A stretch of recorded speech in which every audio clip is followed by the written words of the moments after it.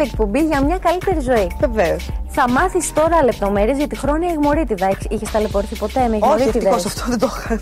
Ευτυχώς. Όμως είναι μια πολύ. Την συναντάμε συχνά αυτή την πάθηση.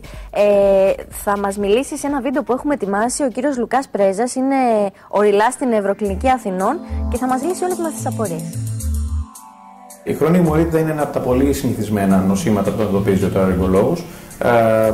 Όλοι περίπου το γνωρίζουν. Ο ασθενής έχει μία μύτη η οποία είναι συνεχώς μπουκωμένη, έχει συνεχώς καταρροή και καταρροή με εκκρίσεις, με μίξες οι οποίες είναι και χρωματιστές, δηλαδή λευκές, μπορεί να είναι κυτρινοπές ή πράσινες, έχει συχνούς πονοκεφάλους, δεν μυρίζει καλά, πολλές φορές αισθάνεται το οποίο να κατεβαίνει προς τα πίσω στο στόμα του.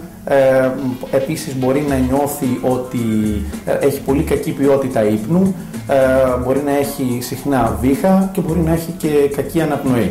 Στην ουσία είναι μία νόσος κατά την οποία τα ηγμόρια, τα οποία θα τα φανταστούμε σαν χώρους που έχουν αέρα, δεν μπορούν να βγάλουν το περιεχόμενό τους και αποτέλεσμα αυτού είναι ότι λόγω της αδυναμίας απέκτησης κλείνουν τα στόμια τους, μαζεύεται το υγρό τοπίο εκεί μέσα και δημιουργεί όλα αυτά τα συμπτώματα τα οποία επιδρούν πάρα πολύ άσχημα στην ποιότητα ζωής του ανθρώπου και μπορούν να προκαλέσουν από ήπια προβλήματα